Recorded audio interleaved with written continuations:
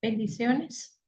Es un gusto para mí que durante este tiempo hayamos compartido y hemos aprendido juntamente con relación a la materia de Profecía 2.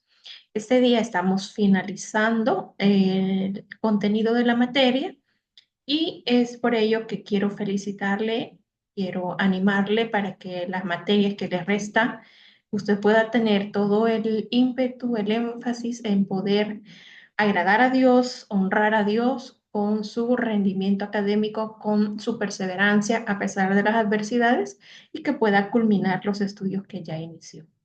Este día nos corresponde ver, como les decía, la clase número 13 en la cual estamos dando por finalizado el contenido de la materia Profecía 2.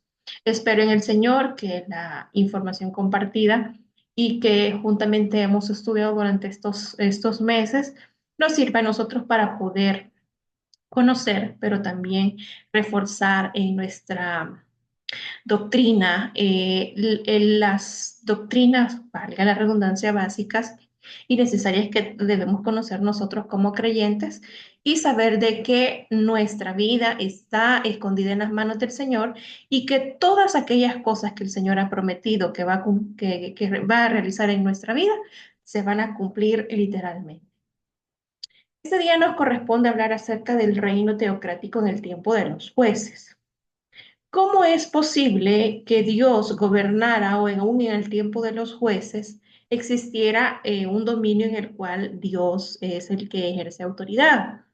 Dice que Dios introdujo una nueva administración en el reino teocrático y esto es la administración por medio de los jueces. Jueces 2:16 dice, y Jehová levantó jueces que los librasen de mano de los que les despojaban. Es importante entender que en todos los tiempos Dios utiliza a diferentes hombres y mujeres.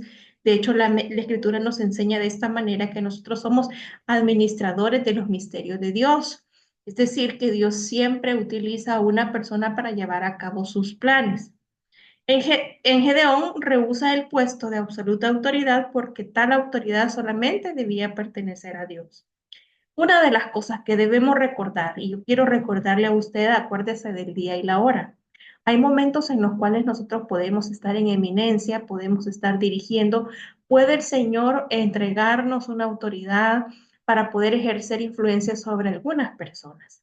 Lo importante es recordar siempre que en el lugar donde nosotros estemos, debemos recordar que Dios nos ha puesto y que de la misma manera como Dios nos ha puesto, también podemos ser removidos para que nosotros no nos sintamos como personas en las cuales nadie nos puede decir nada, nadie nos puede avergonzar o quitar la autoridad que tenemos.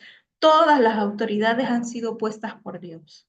Y una de las cosas particulares de Gedeón es que rehúsa el puesto de absoluta autoridad porque tal autoridad debía pertenecer a Dios.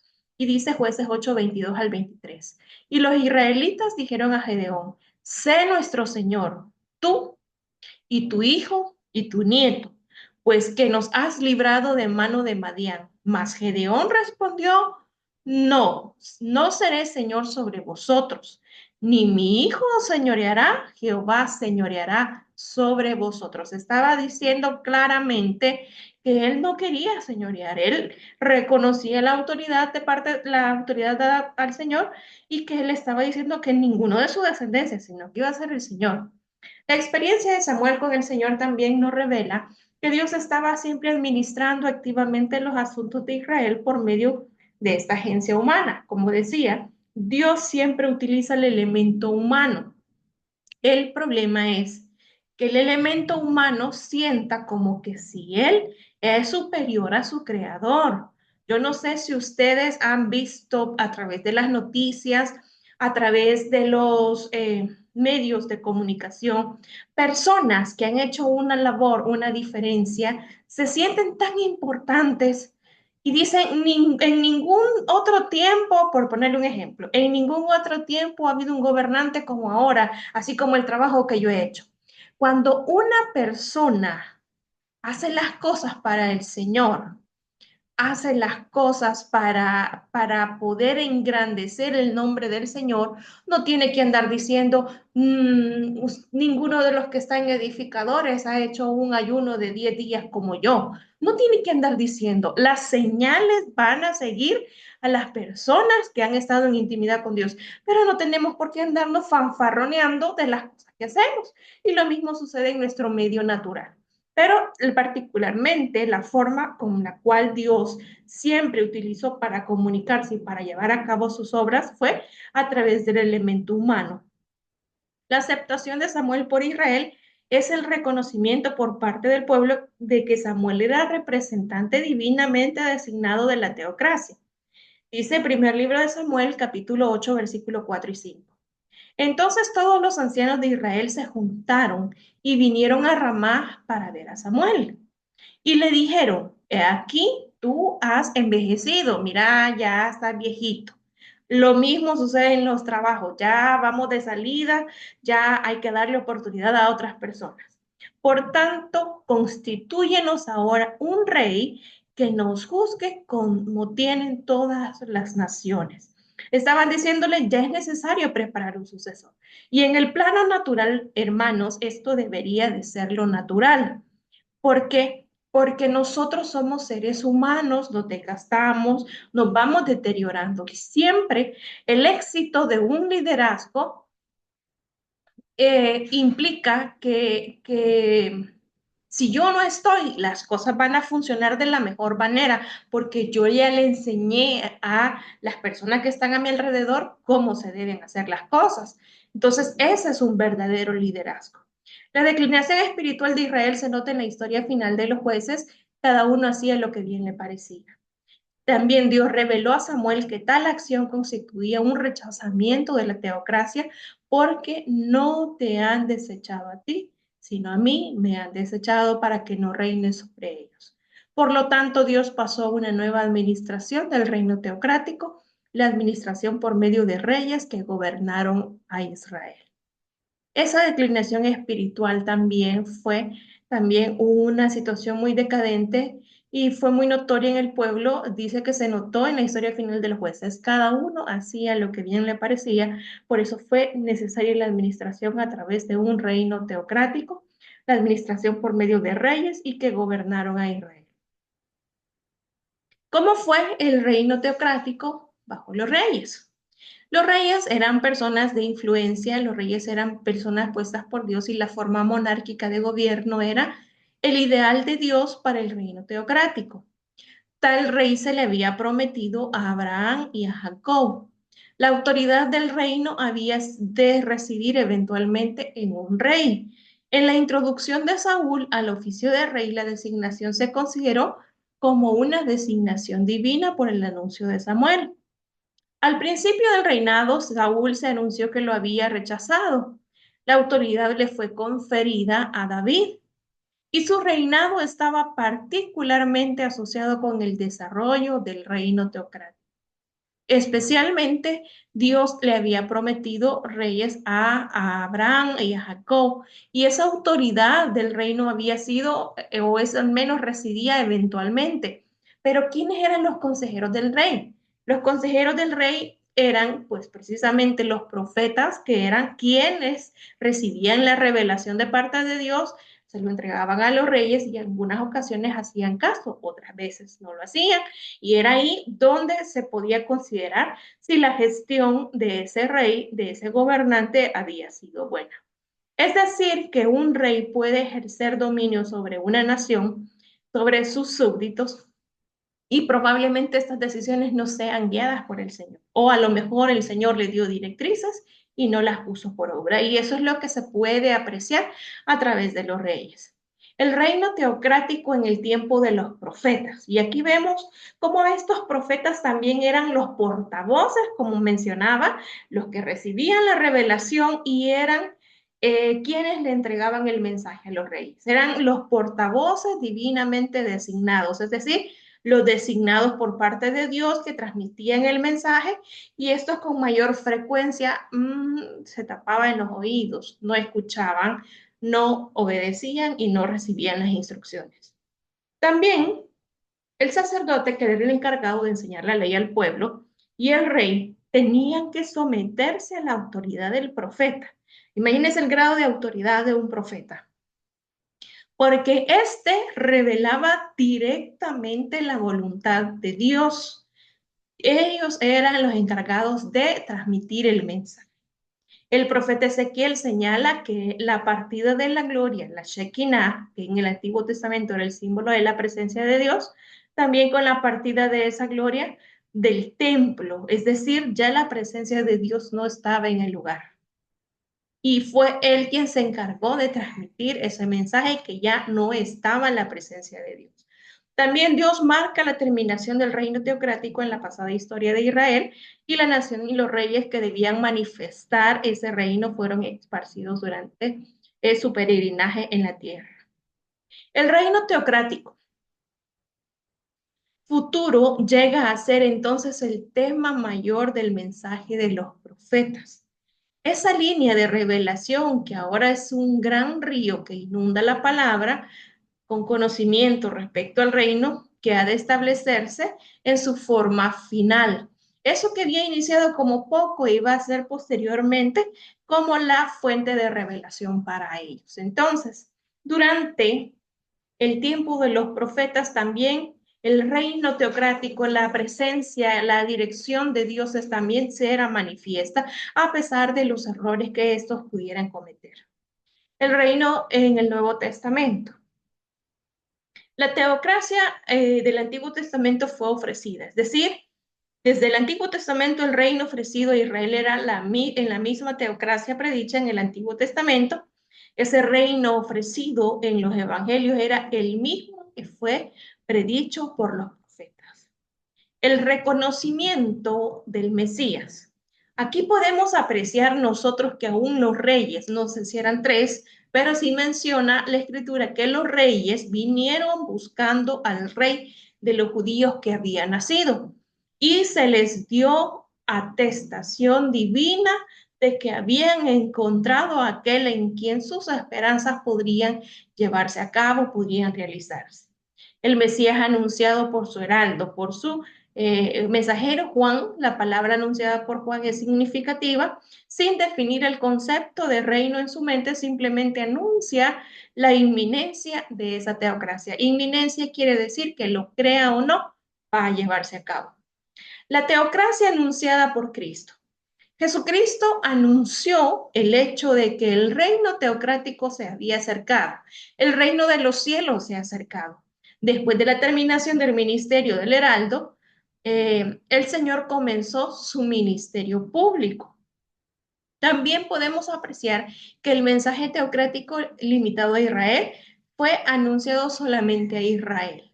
No podemos atribuir una revelación o una bendición a Israel para los gentiles. No podía haber ninguna bendición universal del pacto de Dios con Abraham aplicado a los gentiles. Algunos utilizan Génesis 12:2, bendeciré a los que te bendijeren y a los que te maldijeren maldeciré. Esa es una bendición para Israel, no para los gentiles. Entonces, nos enseña que Dios no podía haber ninguna bendición universal del pacto de Dios con Abraham aplicable a los gentiles hasta que Israel hubiese experimentado la realización del reino teocrático en cuyo reino y cuyo rey serían benditas todas las naciones. Alcanzamos bendición hasta que nosotros, como lo dice la Escritura, y serán benditas en ti, todas las familias de la tierra. El mensaje teocrático confirmado. Bien, la autenticidad, la originalidad, lo genuino de la oferta del reino fue demostrada por señales y milagros. ¿Cómo puede distinguirse algo falso de algo verdadero? Lo auténtico. Nosotros, para poder conocer un billete falso, tenemos que conocer bien lo verdadero. Y una de las cosas de la autenticidad de la oferta del reino fue demostrada a través de señales y milagros. Señales y milagros que también el enemigo ha querido falsificar. Nosotros podemos apreciar también cómo en el Antiguo Testamento, en el Nuevo Testamento, se han dado señales y milagros que el enemigo ha querido falsificar, pero Dios es superior en eso. cada milagro que el Señor efectuó puede entenderse no solo como una demostración del poder teocrático del Mesías, sino también como algo que demuestra las condiciones que existirán en el reino teocrático cuando sea establecido. Algunas personas sostienen que en el Golfo de Suez, por ser una área geográfica un poco más delgada con relación a las masas de aguas, que es por esta razón que en el Golfo de Suez fue donde se inició o donde se abrió el Mar Rojo. Entonces, esto es lo que la ciencia ha encontrado, ha podido determinar, pero cuando se trata de creer en las cosas que Dios puede hacer, no nos queda más que creerle ni cuestionarle los milagros o las señales que Dios ha manifestado a su pueblo. El Evangelio de Mateo fue escrito para presentar al Mesías ante Israel y para registrar la actitud de la nación hacia él. Cada milagro que el Señor efectuó puede entenderse no solo como una demostración de su poder, sino también como algo que demuestra que existen condiciones o que existirán condiciones en el reino teocrático cuando sea establecido, que eso va a ser lo natural, lo normal en nosotros. Muy pocas veces se logra escuchar acerca de un milagro, acerca de algo que el Señor haya hecho, acerca de una resurrección. Eso debería de ser nuestro estilo de vida, los milagros y las manifestaciones, porque se supone que vivimos en ese reino, se supone que vivimos en este medio. Sé que cada uno de ustedes probablemente ha sido testigo de los milagros y de las manifestaciones de poder de Dios en diferente medida, en diferentes dimensiones. Dios siempre ha tratado de revelarse y ha tratado de comunicarse con sus hijos. Y si usted dice, no, fíjese que yo no he experimentado ninguno, solo el hecho de que estemos aquí frente a este dispositivo es un milagro, porque el Señor, pudiendo haberse llevado a uno de nosotros, nos ha dejado para que podamos cumplir y terminar el propósito que nos ha encomendado. Y ese es un milagro. El hecho de poder respirar, el hecho de estar con vida, el hecho de poder contar y después de haber sobrevivido desde hace 5 años a una pandemia, estar aquí al frente capacitándonos para extender su reino sobre la tierra. Bien, el Evangelio de Mateo fue escrito para presentar al Mesías ante Israel y para registrar la actitud de la nación hacia él. El primer aspecto del libro tiene que ver con su presentación y autenticación.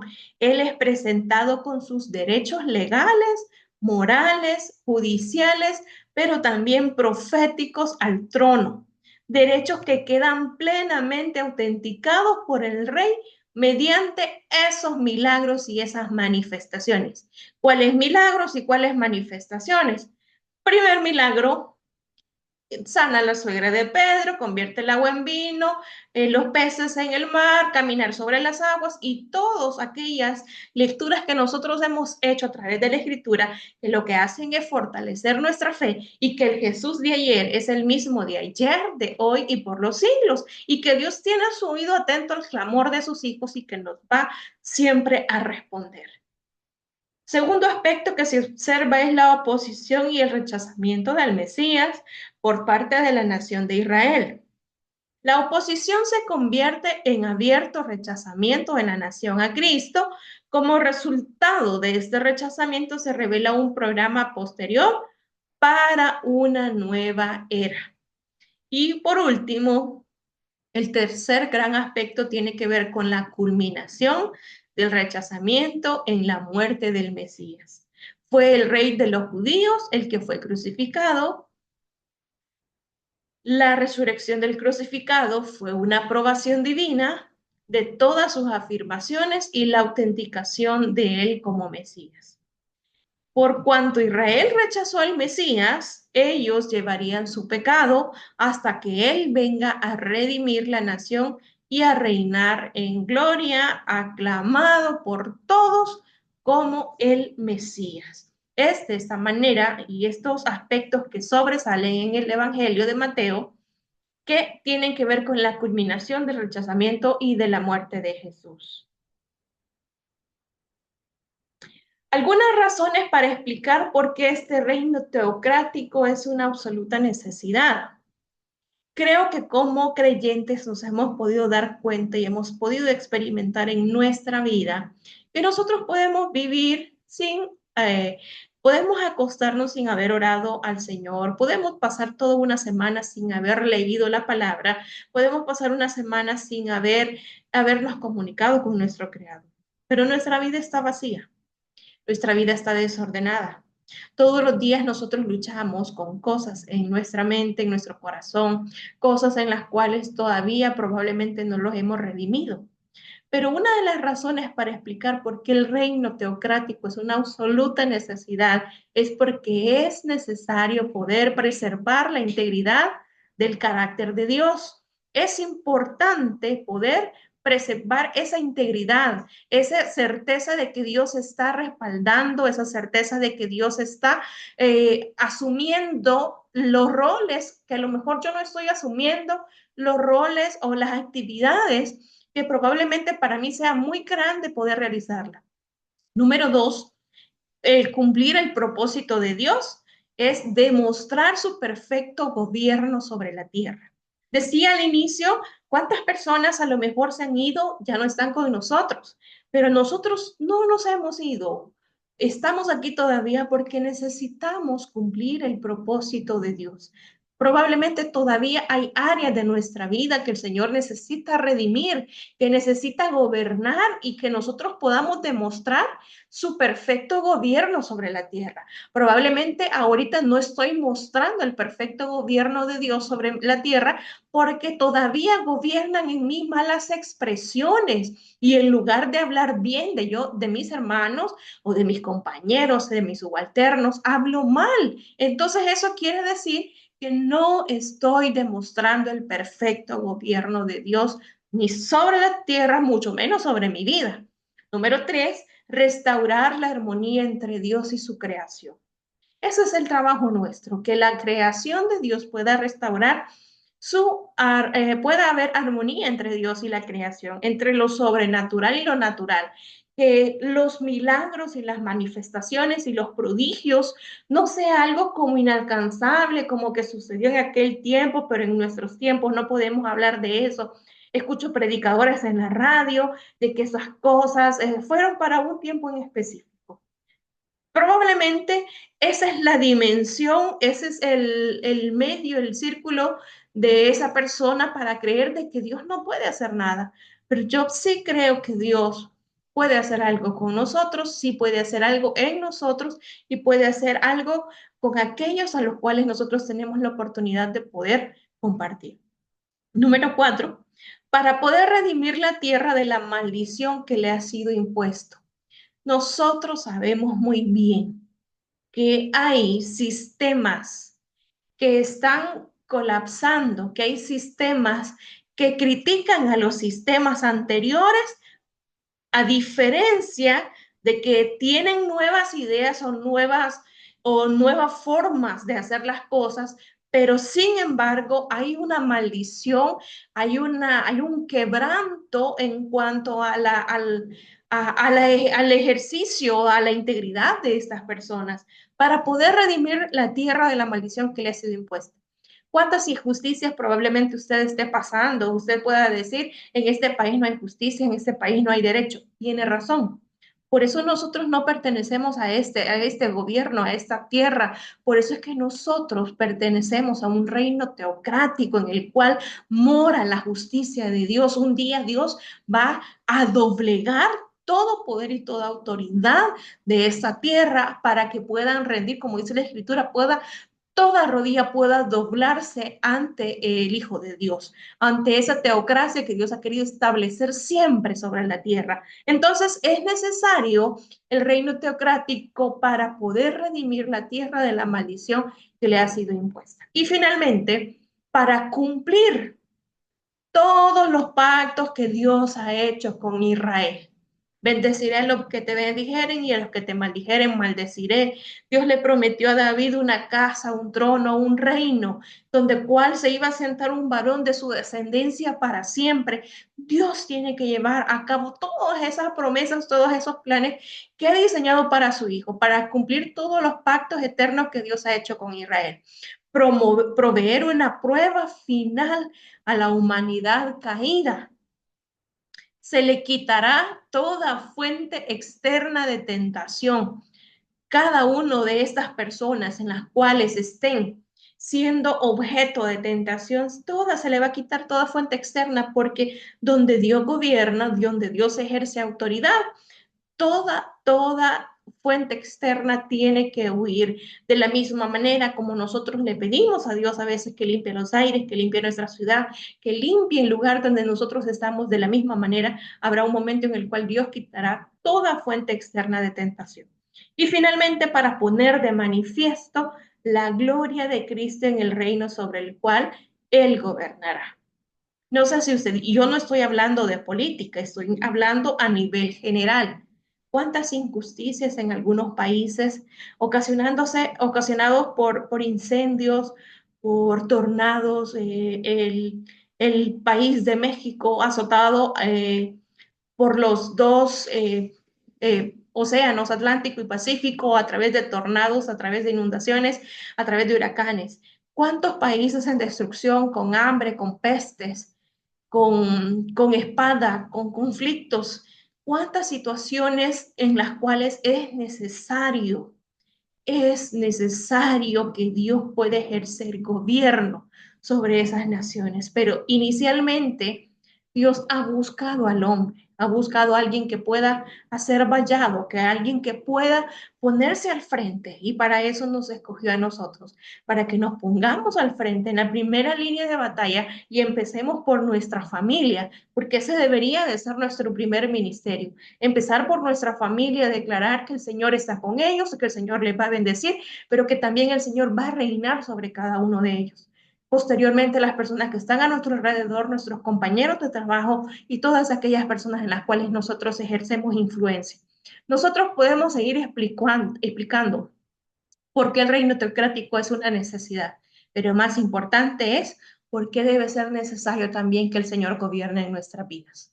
Para nosotros poder testificar a otras personas que el Señor nos ha redimido, debe ser notorio que el Señor nos ha redimido, que nuestro estilo de vida y que nuestras acciones demuestren que realmente nosotros pertenecemos a un reino, el cual es inconmovible, el cual es gobernado por el Rey de Reyes y Señor de Señores.